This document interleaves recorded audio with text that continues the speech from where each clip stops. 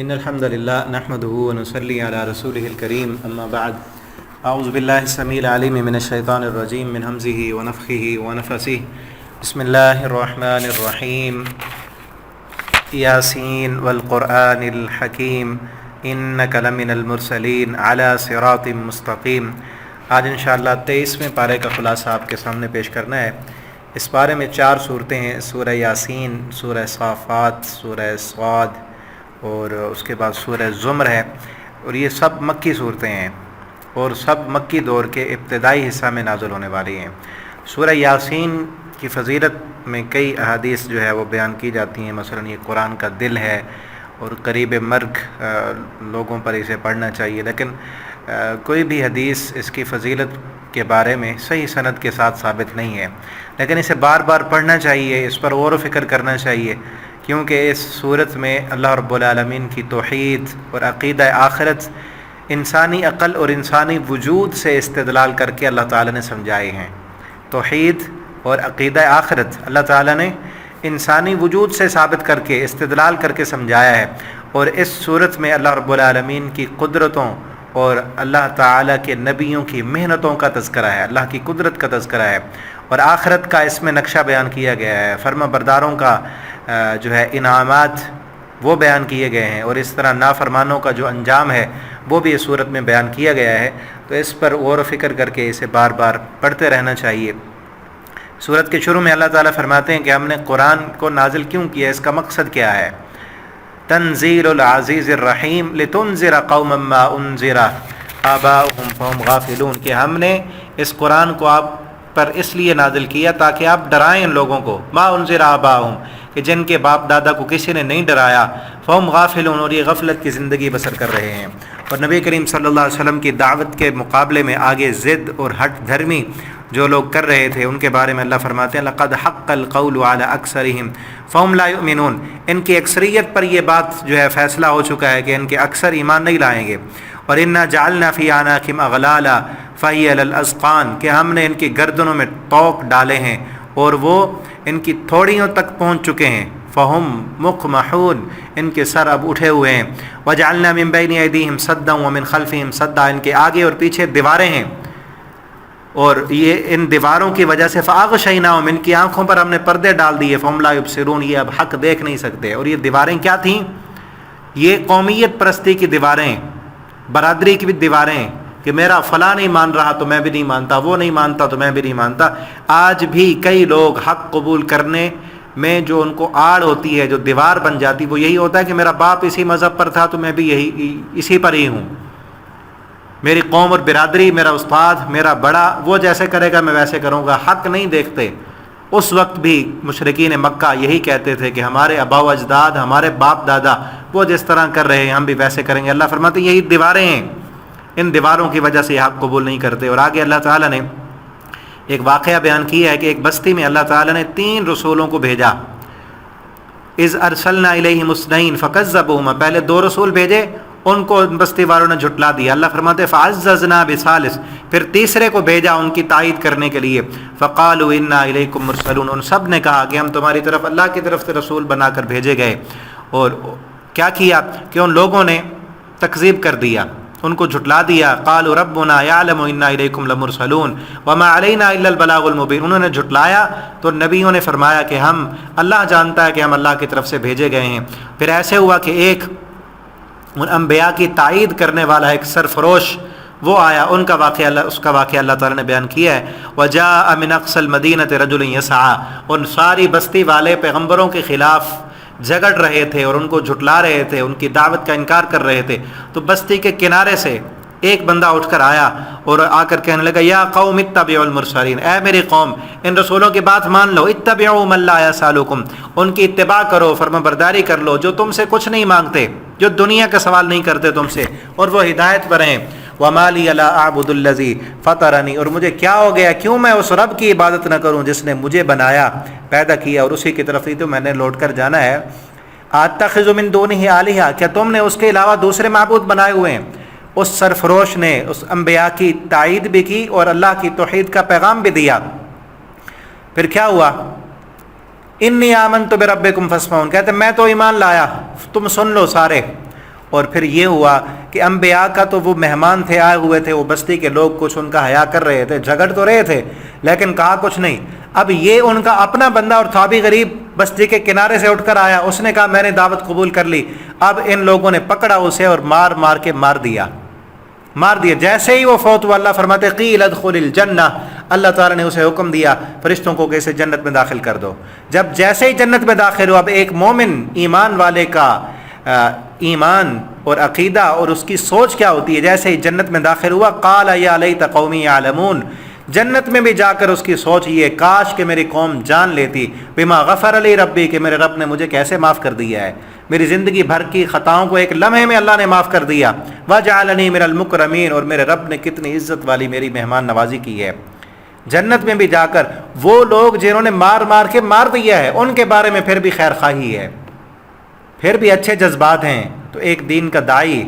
لوگوں کو اللہ کی طرف بلانے والا، جہنم سے بچانے والا، اللہ کی جنت کی طرف دعوت دینے والا، وہ کبھی اپنی قوم کے بارے میں غلط نہیں سوچتا، چاہے اسے مار بھی دیں، مار کے جان سے مار دیا ہے، پھر بھی جنت میں جا کر کہتا ہے کاش میری قوم سدھر جائے، کاش میری قوم کو پتہ چل جائے۔ آگے اللہ تعالیٰ نے اپنی قدرت کے دلائل دیے، فرمایا وآیۃ لہم الارض المیتہ، یہ مردہ زمین، اس میں تمہارے لیے نشانیاں ہیں، احییناہا، ہم بارش برسا کر کس طرح اس کو ہم زندہ کرتے ہیں، واخرجنا منہا حبا، اس زمین سے ہم دانہ نکالتے ہیں، فمنہ یأکلون، انہی دانوں کو تم پھر کھاتے ہو، وجعلنا فیہا جنات، اسی زمین میں ہم نے تمہارے لیے باغات بنائے کھجوروں کے، انگوروں کے، وفجرنا فیہا من العیون، اسی زمین سے ہم تمہارے لیے چشمے جاری کرتے ہیں، لیأکلوا من ثمرہ، تم اس کے پھلوں سے کھاؤ، وما عملتہ ایدیہم، تمہارے ہاتھوں نے کچھ نہیں کیا، افلا یشکرون، کیا تم شکر نہیں کرتے اللہ کا؟ اور پھر یہ دلیل دی ہے کہ جس طرح اس مردہ زمین سے ہم جو ہے نا بارش برسا کر دوبارہ سے زندگی نکال لیتے ہیں، ہری بھرے کھیت کھلیان ہم پیدا کر لیتے ہیں، مردہ زمین ہوتی ہے، مردہ دانہ اس زمین میں ڈالتے ہو، اس مردہ دانے سے کون ہے جو ہری بھری کھیتیاں نکالنے والا ہے؟ اسی طرح تم بھی جب مردہ ہو کر زمین میں ختم ہو جاؤ گے، تمہیں بھی دوبارہ ہم نکال لیں گے۔ وآیۃ لہم اللیل، رات میں بھی تمہارے لیے نشانیاں ہیں، اور اسی طرح والقمر قدرنا، چاند کو ہم نے کس طرح مقرر کر دیا، اور سورج بھی،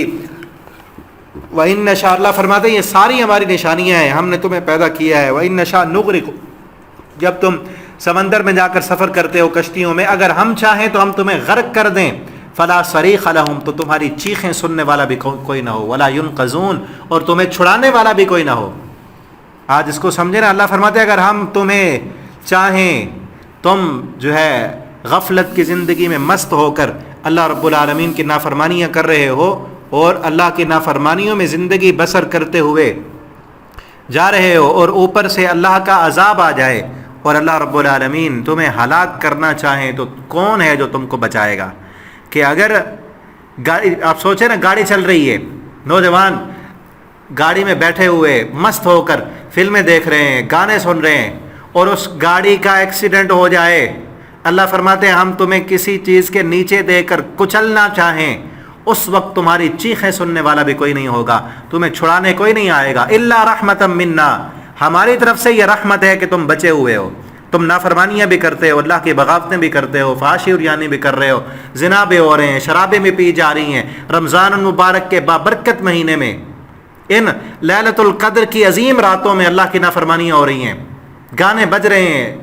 اور نوجوان لڑکے لڑکیاں ناچ رہے ہیں، اللہ کی رحمت یہ ہے نا کہ عذاب نہیں آتا، ورنہ اللہ فرماتے ہیں ہم پکڑنا چاہیں تو تمہیں کسی گاڑی کے نیچے کچل دیں، سمندر کی موجوں کے اندر تمہیں غرق کر دیں، اور تمہاری اس وقت چیخ بھی کوئی نہ سن سکے گا، نہ تمہاری ماں چیخ سنے گی، نہ تمہارا باپ سنے گا، الا رحمتن، اللہ فرماتے ہیں ہماری رحمت ہے کہ تم بچے ہوئے ہو، اور پھر یہ مت سمجھنا کہ اس ڈھیلی رسی کی وجہ سے تم کہیں باغی نہ بن جانا، ومتاعا الی حین، ایک مقررہ وقت تک ہے یہ ڈھیلی رسی، جب وقت آئے گا پھر پکڑیں گے تو کوئی چھڑانے والا نہیں ہوگا۔ پھر آگے اللہ نے قیامت کا منظر بھی کھینچا ہے کہ جب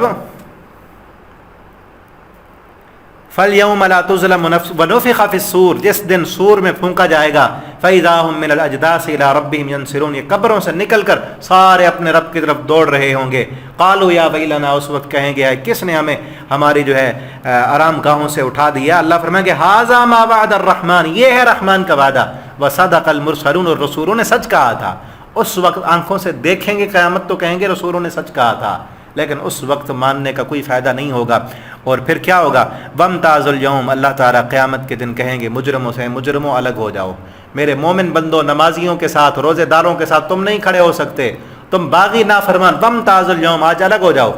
أَلَمْ أَعْهَدْ إِلَيْكُمْ يَا بَنِي آدم، اے آدم کے بیٹو، کیا تم سے یہ وعدہ نہیں کیا تھا اللہ تعبد الشیطان کہ تم نے شیطان کی عبادت نہیں کرنی، وہ تمہارا کھلم کھلا دشمن ہے، وَأَنِ اعْبُدُونِی، اور میری عبادت کرنی ہے، هَذَا صِرَاطٌ مستقیم، یہی سیدھا راستہ ہے۔ اور پھر آگے یہ ہے، اللہ فرماتے ہیں قیامت کے دن پھر مجرموں کے ساتھ کیا ہوگا؟ الْيَوْمَ نَخْتِمُ عَلَىٰ أَفْوَاهِهِمْ، اللہ فرماتے ہیں آج کے دن پھر ہم مجرموں کے منہ پر جو ہے مہر لگا دیں گے۔ جب ساری حجتیں پوری ہو جائیں گی اور مجرم نہیں مان رہے ہوں گے، اللہ فرمائے کہ پکڑ لو ان کو، جس طرح دنیا کے عدالت میں ہو نا کہ ایک مجرم باغی نہیں مان رہا، جج نے اس پر سارے جو ہے حجتیں قائم کر دیں، اس پر دلائل بھی قائم ہو گئے کہ یہی مجرم ہے، اسی نے جرم کیا، پھر بھی وہ بار بار بول رہا ہے، اور جج اسے کہے کہ پولیس والوں سے کہ پکڑو اسے، بند کر دو اس کا منہ۔ اسی طرح اللہ رب العالمین کی عدالت سے بھی جب مجرم ہاتھ بھی بول رہے ہیں کہ اسی نے جرم کیا ہے، اس کے پاؤں جسم کا انگ انگ بول رہا ہے، اس کے خلاف گواہیاں بھی ہیں، زمین بھی گواہی دے رہی ہے، جو ہے لوگ بھی، نیک لوگ بھی گواہیاں دے رہے ہیں، سب کچھ ساری حجتیں قائم ہیں، لیکن پھر بھی وہ بول رہا ہے، اللہ کہیں گے الیوم نختم، اس کو پکڑو اور اس کا منہ بند کر دو، آج بولنے نہیں دیا جائے گا۔ وَتُكَلِّمُنَا أَيْدِيهِمْ، پھر اس کے ہاتھ بولیں گے، وَتَشْهَدُ أَرْجُلُهُمْ، اس کے پیر گواہی دیں گے، بِمَا كَانُوا يَكْسِبُونَ، جو وہ کرتا رہا۔ میرے بھائیو دوستو، آج یاد رکھیں، آج ہاتھ نہیں بول رہے ہیں نا، نبی کریم صلی اللہ علیہ وسلم سے صحابہ نے پوچھا اللہ کے پیغمبر ہاتھ کس طرح بولیں گے؟ آپ صلی اللہ علیہ وسلم نے فرمایا جیسے رب نے زبان کو بولنے کی طاقت دی ہے، وہ رب ہاتھوں کو بھی بلوا لے گا۔ ہاتھ بولیں گے کہ اس ہاتھ نے کس کس چیز کو ٹچ کیا تھا، یہ ہاتھ کہاں کہاں لگتے رہے، یہ پاؤں کہاں کہاں چل کر جاتے رہے، ان ہاتھوں سے ہم کیا کچھ لیتے رہے، یہ پورا جسم کا انگ انگ بول کر بتائے گا کہ اس نے کیا کچھ کیا تھا۔ تو ہم کیا کر رہے ہیں آج اپنے جسم کے ساتھ؟ اللہ کی دی ہوئی طاقت کو کہاں استعمال کر رہے ہیں؟ قیامت کے دن حساب ہوگا، ابھی سے سدھر جائیں، اپنے گناہوں کی معافیاں مانگ لیں۔ اور اللہ فرماتے ہیں آگے لو نشاء لمسخناہم علی مکانہم، اگر ہم چاہیں تو ان کے گھروں میں ہم انہیں زمین کے اندر دھنسا دیں، کون ان کو بچانے والا ہے؟ وما علمناہ الشعر وما ينبغی لہ ولو نشاء لطمسنا علی اعینہم، اگر ہم چاہیں تو ان کی آنکھوں کا نور ختم کر دیں، جن آنکھوں سے بدکاریاں دیکھتے ہیں، بے حیائیاں دیکھتے ہیں، اللہ کی نافرمانیاں دیکھتے ہیں، قرآن نہیں دیکھتے، اللہ کی قدرت کے مناظر دیکھ کر رب کو نہیں پہچانتے، اگر ہم چاہیں تو ان کی آنکھوں کا نور ختم کر دیں، کون ان کو آنکھوں کا نور دے گا؟ آج ان آنکھوں سے اللہ کی کتنی بڑی نعمتیں ہیں، ہم ان آنکھوں سے کیا کچھ کر رہے ہیں؟ ان کو اللہ کی فرما برداری میں استعمال کریں۔ اس کے آگے سورہ صافات ہے، یہ سورت بھی مکی سورت ہے۔ اس سورت میں فرشتوں کے صفیں بنانے کا تذکرہ ہے، والصافات صفا، اللہ فرماتے ہیں صفیں باندھے ہوئے فرشتوں کی قسم، اور اللہ کا ذکر کرنے والے ہیں۔ اور آگے اس میں اللہ تعالیٰ نے مجرموں کا تذکرہ کیا ہے کہ مجرم لوگ قیامت کے دن ان کو ٹھہرایا جائے گا اور ان سے پوچھا جائے گا کہ تم دنیا میں کیا کرتے رہے، اور وقفوہم انہم مسئولون، انہیں ایک جگہ پر ٹھہرا کر کہا جائے گا انہم مسئولون، آج تم سے پوچھا جائے گا کہ تم دنیا میں کیا کچھ کر کے آئے ہو۔ پھر اس صورت میں اللہ رب العالمین نے صحابہ کرام کو تسلی دینے کے لیے پہلے انبیاء کے واقعات بھی بیان کیے ہیں اور ان پر سلامتی بھی بھیجی ہے، اور مومنین پر بھی سلامتی بھیجی ہے۔ نوح علیہ السلام کا تذکرہ اللہ رب العالمین نے کیا ہے، اور اسی طرح جنت کی نعمتیں بھی اللہ تعالیٰ نے بیان کی، اور فرمایا لمثل ھذا فلیعمل العاملون، اس جنت کے لیے عمل کرو، محنت کرنے والوں کو اس جنت کے لیے محنت کرنی چاہیے، کوشش کرنے والے عمل کرنے والوں کو جنت کے لیے کوشش کرنی چاہیے۔ اور جہنم کا پھر آگے تذکرہ کیا، ان شجرۃ الزقوم، کہ جہنم میں جہنمیوں کے لیے زقوم تھوہر کا درخت ہوگا کھانے کے لیے۔ اور پھر آگے ابراہیم علیہ السلام کا تذکرہ ہے کہ انہوں نے بت خانے میں جا کر بتوں کو پاش کیا تھا، اور پھر وہاں سے نکل گئے اور رب سے دعا کی، رب ہب لی من الصالحین، کہ اللہ ہمیں نیک اور صالح بیٹا عطا فرما، تو اللہ نے بیٹا دیا۔ جب اللہ فرماتے ہیں پھر فلما بلغ معہ السعی، جب وہ بیٹا چلنے پھرنے کی عمر کو پہنچا تو اللہ تعالیٰ نے حکم دیا، خواب دیکھا کہ اپنے بیٹے کو ذبح کر رہے ہیں، اپنے بیٹے سے پوچھا یا بنی انی اری فی المنام، بیٹے کو بھی معلوم تھا کہ پیغمبر کا خواب اللہ کا حکم ہوتا ہے، اپنے بیٹے سے کہا اے بیٹا میں دیکھ رہا ہوں کہ میں تجھے ذبح کر رہا ہوں، فانظر ماذا تری، تو بتا کیا کہتا ہے۔ قال یا ابت افعل، اسماعیل علیہ السلام نے کہا کہ میں بھی آپ کا بیٹا ہوں، آپ کی تربیت میں نے زندگی بسر کی ہے، آپ کہیں یا ابت افعل ما تؤمر، جو رب نے حکم دیا آپ کر گزریے۔ باپ بھی اللہ کا فرما بردار تھا تو اللہ رب العالمین نے بیٹا بھی فرما بردار دیا۔ آج کوئی باپ اپنے بیٹے سے کہہ کر دیکھے، ابراہیم، اور پھر بیٹا کیسا کہ جب پیدا ہوا وہاں جا کر چھوڑ کے آ گئے ویرانے میں، بیابان جنگل میں، اور پھر کئی عرصہ تک گئے نہیں، پوچھا نہیں، پھر اتنے عرصے کے بعد گئے اور جا کر کہا ہے بیٹا میں تجھے ذبح کرنے آیا ہوں۔ آج کوئی ایسے باپ کرے، آگے سے جواب کیا ہوگا کہ چھوٹا سا تھا چھوڑ کر چلا گیا تھا، تو نے پوچھا ہی نہیں اور اب ذبح کرنے آ گیا ہے۔ اقبال نے کہا تھا نا اسماعیل علیہ السلام کے بارے میں کہ یہ فیضان نظر تھا یا کہ مکتب کی کرامت، سکھائے تھے کس نے اسماعیل کو آداب فرزندی۔ اسماعیل علیہ السلام کو یہ کس نے سکھایا کہ یہ تیرا باپ ہے اور باپ کا کیا ادب ہوتا ہے؟ کہا یا ابت افعل ما تؤمر، اے ابا جان پھر دیر کس بات کی ہے، مشورہ کس چیز کا، آپ کر گزریے جو اللہ نے حکم دیا ہے، میں بھی آپ کا بیٹا ہوں، میری پیشانی پر شکن تک نہیں آئیں گے۔ ابراہیم علیہ السلام نے پھر چھری اٹھائی اور ذبح کرنے کے لیے، بیٹے کو ذبح کرنے کے لیے ہے۔ آج اگر ہم قربانیاں کرتے ہیں نا، ذرا چشم تصور سے اس منظر کو بھی دیکھا کریں کہ جب ابراہیم علیہ السلام ہاتھ میں چھری لیے ہوئے اور پیچھے بیل بکری دمبا گائے نہیں بلکہ اپنا ہی بیٹا، اپنا جگر کا ٹکڑا، اس کی گردن پر چھری پھیرنے کے لیے جا رہے ہیں۔ آج اس جو ہے جذبے کے ساتھ جو انسان اپنے جانور کی قربانی اللہ کی بارگاہ میں کرتا ہے، قربانی اسی کی ہوتی ہے۔ تو ابراہیم علیہ السلام جب چھری پھیرنے لگے، فلما اسلم، اللہ فرماتے جب دونوں باپ کاٹنے کے لیے اور بیٹا کٹنے کے لیے تیار ہو گئے، وَتَلَّهُ لِلْجَبِينِ، اور پیشانی کے بل لٹا بھی لیا، وَنَادَيْنَاهُ أَن يَا إِبْرَاهِيمُ، اس وقت ہم نے ندا دی کہ اے ابراہیم قد صدقت الرؤیا، تو نے سچ کر دکھایا اپنا خواب، تو نے وہ کام کر دیا جو قیامت تک کوئی دوسرا نہیں کر سکے گا۔ ان هذا لهو البلاء المبین، یہ بہت بڑا امتحان تھا۔ وفدیناہ بذبح عظیم، ہم نے آپ کو ذبح عظیم عطا کیا ہے۔ اور پھر سلام علی ابراہیم، ابراہیم علیہ السلام پر سلامتی ہو۔ اللہ فرماتے ہیں ہم کذالک نجزی المحسنین، ہم اسی طرح بدلہ دیتے ہیں احسان کرنے والوں کو، کہ آج کے بعد جتنے بھی نبی آئیں گے، ابراہیم علیہ السلام سے کہا کہ وہ آپ کی نسل سے ہوں گے۔ اور آگے پھر موسیٰ علیہ السلام کا تذکرہ اللہ فرماتے ہیں وَلَقَدْ مَنَنَّا، ہم نے احسان کیا موسیٰ اور ہارون پر، ان کا بھی تذکرہ کر کے اللہ نے فرمایا سلام علی موسیٰ و ہارون، موسیٰ اور ہارون پر بھی سلامتی ہو۔ آگے جو ہے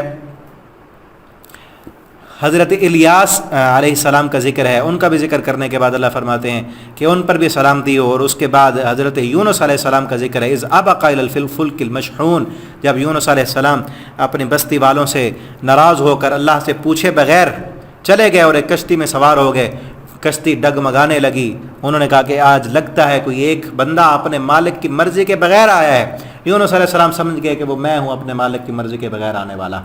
تو قرا بار بار ڈالا گیا، یونس علیہ السلام کا نام آیا، پھر انہوں نے چھلانگ لگائی اور سمندر میں اللہ تعالیٰ نے مچھلی کو حکم دیا کہ اس کو اپنے جو ہے پیٹ میں جگہ لے، مچھلی کے اندر رہے، اور پھر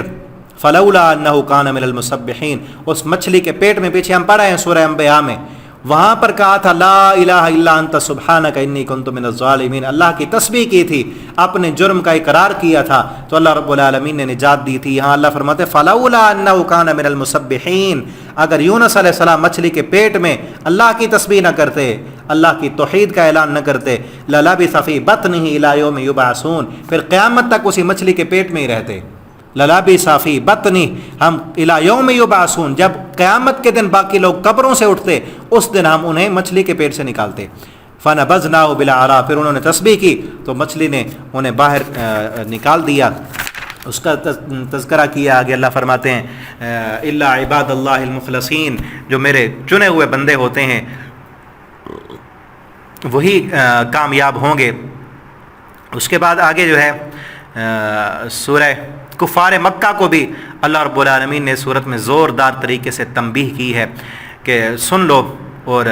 اپنے جو ہے روش کو درست کر لو، ورنہ انجام تمہارا کیا ہوگا۔ وَلَقَدْ سَبَقَتْ کَلِمَتُنَا، اللہ فرماتے ہیں ہم نے یہ فیصلہ کر لیا ہے، فیصلہ کن انداز میں ان کو تنبیہ کی ہے، ہم نے فیصلہ کر لیا لِعِبَادِنَا الْمُرْسَلِينَ،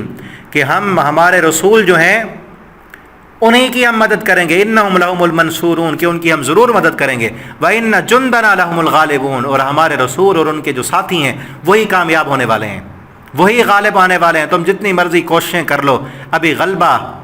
طاقت، اقتدار، اختیار ہمارے رسولوں کے پاس اور ان کی جماعت کے پاس آنے والا ہے۔ اس کے آگے سورہ صاد ہے، سورہ صاد جو ہے نبی کریم صلی اللہ علیہ وسلم کے شروع دور مکہ میں نازل ہوئی، جب آپ صلی اللہ علیہ وسلم نے اعلانیہ تبلیغ کرنا شروع کی تو اس وقت قریش مکہ نے نا ایک پلان کیا کہ نبی کریم صلی اللہ علیہ وسلم کی دعوت کو کسی طرح روکا جائے۔ انہوں نے ابو طالب سے کہا کہ آپ ایسے کریں، نبی کریم صلی اللہ علیہ وسلم سے کہیں کہ آپ اپنے معبود کی عبادت کریں، ہم اپنے معبود کی عبادت کرتے ہیں، آپ ہمارے معبودوں کے بارے میں کچھ نہ کہیں، اور نہ ہی جو ہمارے معبودوں کے پیروکار ہیں ان کو آپ دعوت دے کر اپنے معبود کی طرف نہ لے کر جائیں۔ ابو طالب کہنے لگا یہ بڑی اچھی بات ہے، میں جا کر نبی کریم صلی اللہ علیہ وسلم سے کہتا ہوں آپ کے پاس آئے۔ ان کے ساتھ اور بھی 25 بڑے بڑے سردار تھے، نبی کریم صلی اللہ علیہ وسلم کے پاس آئے یہ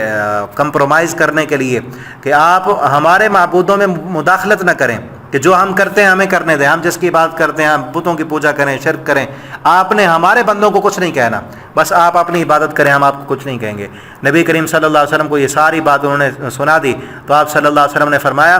کہ اے چچا، اگر یہ لوگ میرے دائیں ہاتھ پر سورج لا کر رکھ دیں، میرے بائیں ہاتھ پر چاند لا کر رکھ دیں تو میں پھر بھی اس دعوت سے باز نہیں آؤں گا۔ میں نے تو کہنا ہے لا الہ الا اللہ، اللہ کے علاوہ کوئی نہیں، پہلے لا ہے کہ کوئی معبود نہیں، سارے معبود باطل ہیں، کوئی کچھ نہیں کر سکتا۔ میں خاموش ہو جاؤں تو پھر تو یہ اس کا مطلب میں نے مان لیا کہ لات عزا منات یہ بھی کچھ کرنے کے قابل ہیں، معبود تو ایک ہی ہے اور کوئی معبود نہیں، یہی تو میں نے دعوت دینی ہے کہ جو تم جن کی پوجا کرتے ہو وہ باطل ہیں،